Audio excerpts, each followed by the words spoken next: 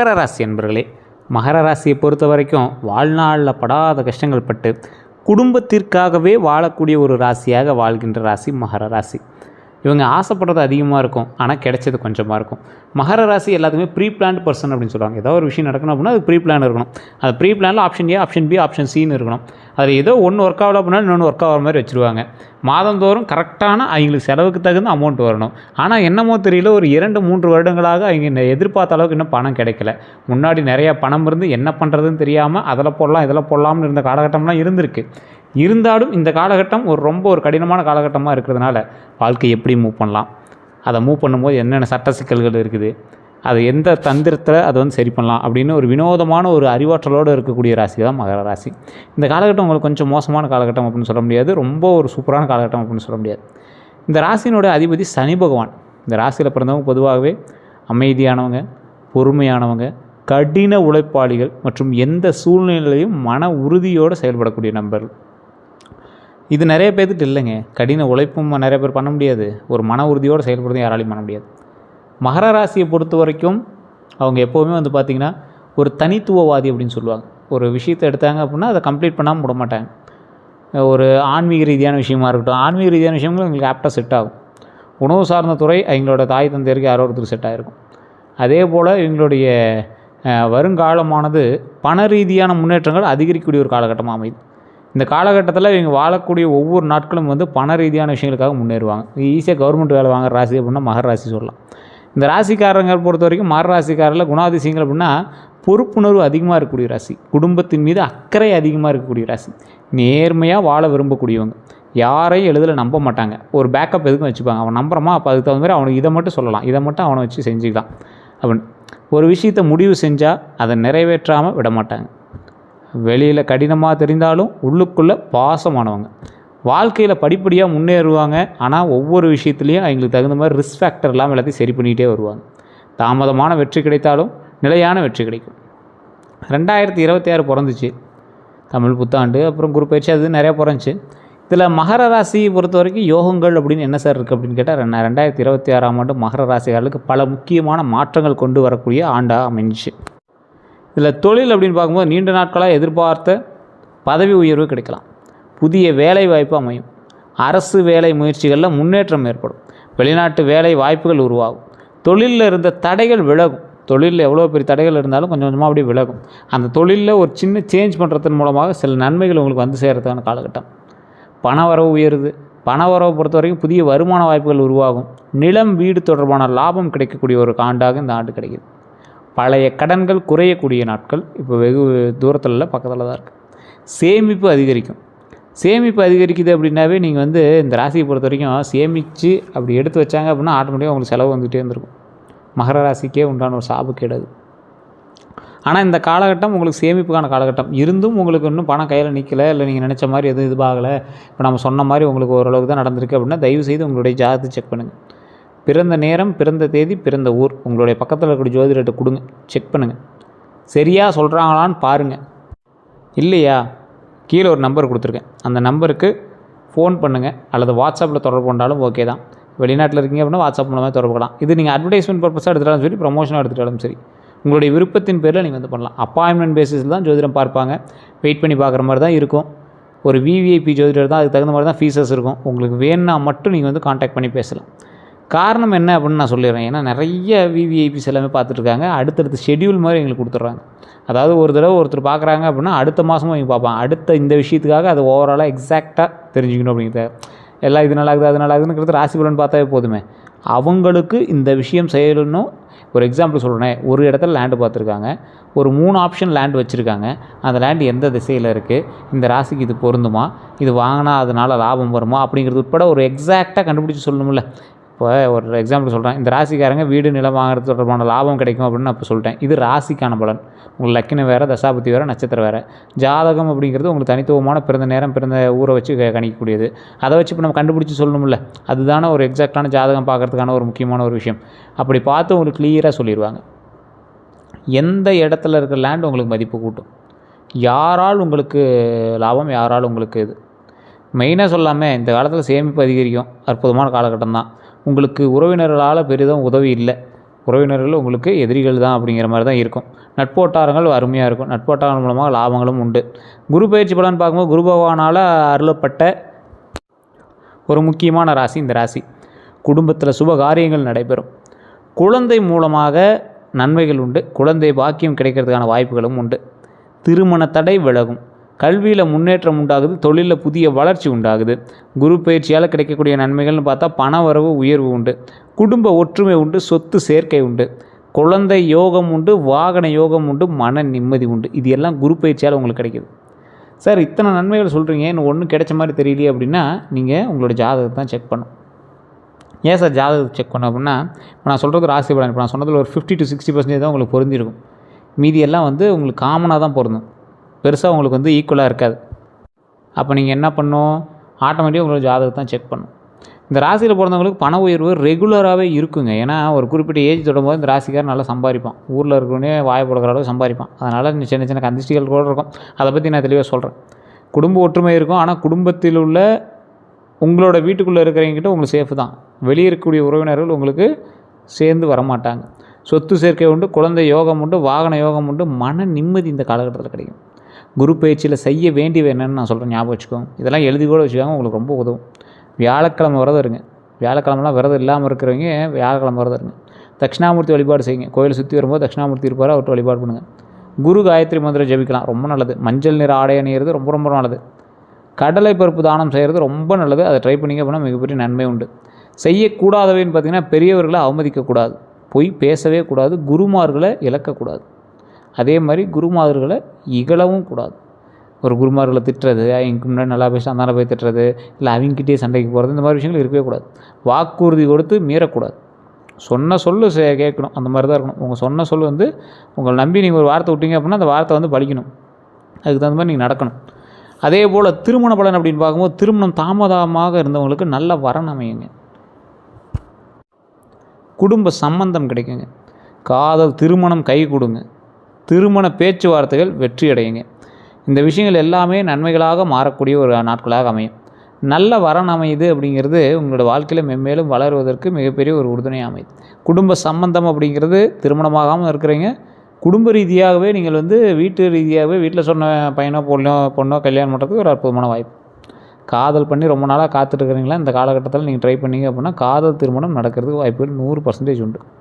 திருமண பேச்சுவார்த்தைகள் வெற்றி அடையும். ஆனால் இந்த டைம்லேயே கல்யாணம் கை கொடுமா அப்படின்னு கேட்டால் கொஞ்சம் டைம் எடுத்து தான் கை கொடும்.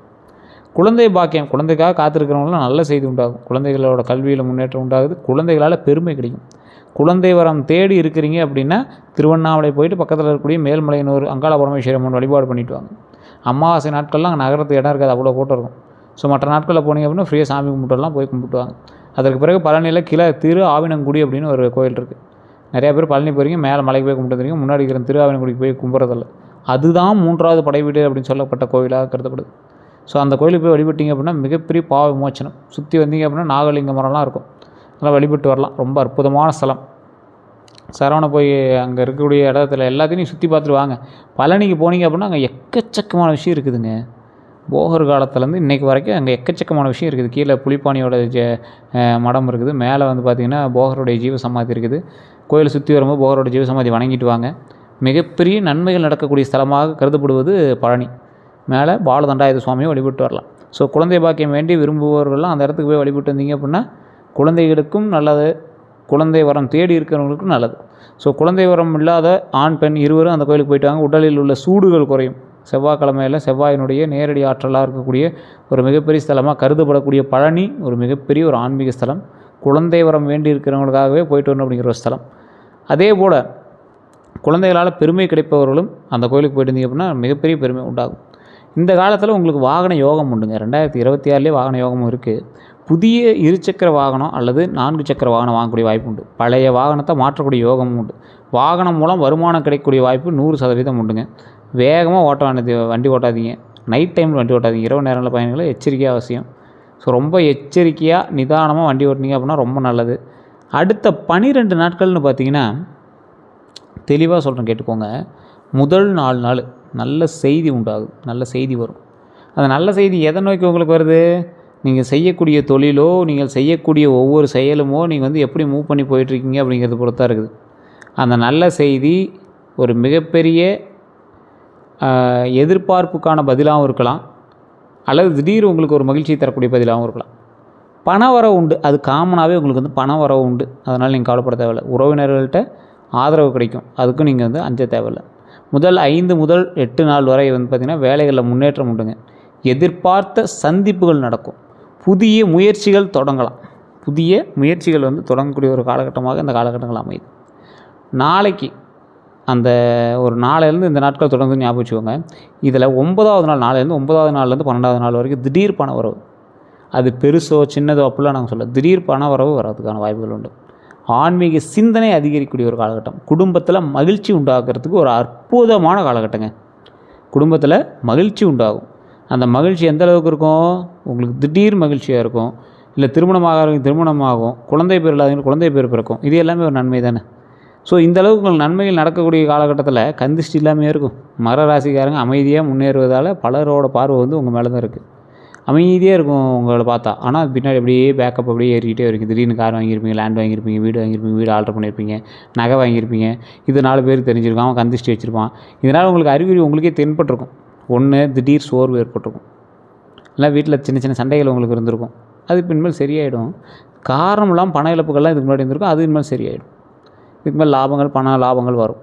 தொடங்கிய வேலையெல்லாம் தடைப்பட்டிருக்கு அப்படின்னா அந்த தடைகள் எல்லாமே இனிமேல் சரியாயிடும்.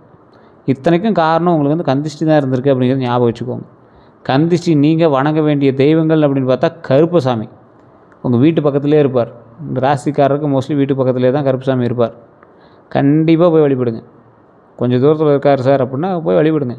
காலபைரவர் கோயிலை சுற்றி கருவறை சுற்றி வரும்போது அந்தாண்ட காலபைரவருக்கும் தனி சன்னதி இருக்கும். ஒரு இடத்துல சுற்றி வர இடத்துல இருக்கும். எதிரிகளில் நிறைய கந்திஷ்டி வைக்கக்கூடிய எதிரிகளோட தாக்கத்தை வந்து குறைக்கக்கூடியது காலபைரவர் தான். துர்க்கை அம்மன் கருவறை சுற்றி வரும்போது சாமியினுடைய லெஃப்ட் சைடு இருக்கக்கூடிய கருவறை சைடில் கந்திஷ்டியை நீக்குவதற்கும் உடல் ரீதியான உபாதைகளை தீர்ப்பதற்கும் துர்க்கை அம்மன் வழிபாடு ரொம்ப முக்கியம். அப்படிங்கிறதுனால அன்றையிலிருந்து இன்றைக்கு வரைக்கும் துர்க்கை அம்மனை அங்கே வச்சு வழிபட்டுருக்காங்க. கோயிலை சுற்றி வந்தீங்க அப்படின்னாவே அந்த அம்மனை தரிசிக்கலாம். முனீஸ்வரர் குடும்ப பாதுகாப்பு கிடைக்கும். ஆஞ்சநேயர் வழிபாடு பயம் நீங்கும். நிறைய பேருக்கு சொல்கிறதான், இந்த ராசிக்காரில் எந்த ராசிக்காராக இருந்தாலும் கொஞ்சம் பயமாக இருக்குது, பதட்டமாக இருக்குது அப்படின்னா ஆஞ்சநேயர் வழிபாடு பண்ணுங்கள். சனி சம்மந்தப்பட்ட விஷயங்கள்லாம் இருக்கீங்க அப்படின்னா கண்டிப்பாக ஆஞ்சநேயர் வழிபாடு பண்ணுங்கள். மிகப்பெரிய பிரச்சனையிலிருந்து நீக்கத்தை கொடுக்கும். அற்புதமான ஒரு ஸ்தலம் ஆஞ்சநேயர் ஸ்தலம், பயம் நீங்கக்கூடிய ஒரு அற்புதமான ஸ்தலம். ஸோ எந்த கோயிலுக்கு சென்றாலும் நல்லது அப்படின்னா, நீங்கள் எந்த கோயிலுக்கு போனாலும் பரவாயில்ல தான், ஃபஸ்ட்டு உங்களோட குலதெய்வ கோயிலுக்கு போய்ட்டு வாங்க. குலதெய்வ கோயிலுக்கு போய்ட்டு வந்தீங்க அப்படின்னா தான் உங்களுக்கு ஒரு சாப விமோச்சனமே உண்டு.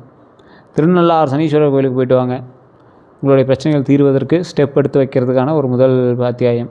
திருப்பதி போய்ட்டு வாங்க. உங்களோட கஷ்டங்கள்லேருந்து திருப்பத்தை தரக்கூடிய ஒரு இடம். மகர ராசிக்கு திருப்பதி அடிக்கடி போய்ட்டு ரொம்ப நல்லது தான். ஆலங்குடி குருஸ்தலம், ஆலங்குடியில் இருக்கக்கூடிய குருஸ்தலம் போய்ட்டு வாங்க, ரொம்ப நல்லது. திருச்செந்தூர் முருகன் கோயிலுக்கு போய்ட்டு வாங்க, ரொம்ப ரொம்ப ரொம்ப ரொம்ப நல்லதுங்க. பழனி முருகர் கோயிலும் அற்புதமான ஸ்தலம். அந்த இடத்துக்கு போய்ட்டு இருந்தீங்க அப்படின்னாலும் மிகப்பெரிய நன்மைகள் உண்டு. ஸோ இந்த ஸ்தலங்கள்லாம் மிகப்பெரிய நன்மையை அள்ளித்தரக்கூடிய ஒரு ஸ்தலமாக அன்றைய காலம் தொட்டு இன்றைக்கு வரைக்கும் வாழ்ந்துட்டுருக்கு. ஸோ இந்த கோயிலெலாம் போய்ட்டு இருந்தீங்க அப்படின்னா மிகப்பெரிய நன்மை உண்டு அப்படிங்கிறத மறந்துடாதீங்க. பழனி முருகர் கோவில் நம்ம முன்னாடி சொன்னதான், குழந்தைக்காக நீங்கள் வணங்குறீங்க அல்லது ஏதாவது ஒரு மிகப்பெரிய போஸ்டிங்காக நீங்கள் வணங்குறீங்க அப்படின்னா பழனி முருகர் கோயிலுக்கு போய்ட்டு வரலாம். திருச்செந்தூர் முருகர் கோயில் இரண்டுமே வந்து மிகப்பெரிய ஒரு சாதனையை புரிவதற்கான ஒரு ஸ்தலம் அப்படின்னு சொல்லலாம். எந்த நிற ஆடை அணியலாம் அப்படின்னு பார்த்தீங்கன்னா மஞ்சள், பச்சை, நீலம், வெள்ளை. என்ன சார் நீங்கள் சிக்னல் மாதிரி சொல்கிறீங்க அப்படின்னு சொன்னால், மஞ்சள், பச்சை, நீலம், வெள்ளை இது வந்து உங்களுக்கு அதிர்ஷ்ட நிறங்கள். நீங்கள் அதில் அந்த ட்ரெஸ்ஸே போடணும் அப்படின்னு இல்லை, கட்சி போய் நீங்கள் பயன்படுத்தலாம். தவிர்க்க வேண்டிய நிறம்னு பார்த்தீங்கன்னா அடர்ந்த சிகப்பு. முக்கிய காரியங்களில் அடர்ந்த சிகப்பு போடாதீங்க. ரொம்ப ரெட் கலர் உங்களை ரொம்ப அடிக்கிற ரெட்டு மாதிரி இருக்கும். ரெட்டே நீங்கள் வந்து பயன்படுத்தாமல் இருந்தீங்கன்னா ரொம்ப நல்லது தான். எந்த ரத்தினம் நல்லது அப்படின்னா சனி பகவான் அருள் கிடைக்கிறது நீலம் தான் உங்களுக்கு பர்ஃபெக்ட். மஞ்சள் புஷ்பராகம் ரொம்ப நல்லது, குரு அருள் வரும். மரகதம் புத்திசாலித்தன்மை அதிகப்படுத்தும்.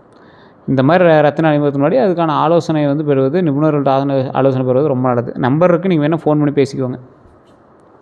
யார்கிட்ட சார் நான் எச்சரிக்கையாக இருக்கணும்? இந்த மகர ராசிக்காரில் யார்கிட்ட எச்சரிக்கையாகணும்? இனிமையாக பேசி ஏமாத்துறவங்கள்ட்ட எச்சரிக்கையாக இருங்க.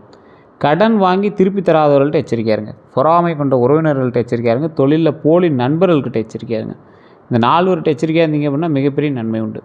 மகர ராசிக்காரர்கள் செய்ய வேண்டிய பரிகாரங்கள் பார்த்திங்கன்னா சனிக்கிழமை எண்ணெய் தீபம், சனிக்கிழமை எண்ணெய் தீபம் ஏற்றுனீங்க அப்படின்னா ரொம்ப நல்லது. அப்படின்னா நல்லெண்ணெய் தீபம் ஏற்றுனீங்கன்னா ரொம்ப நல்லது.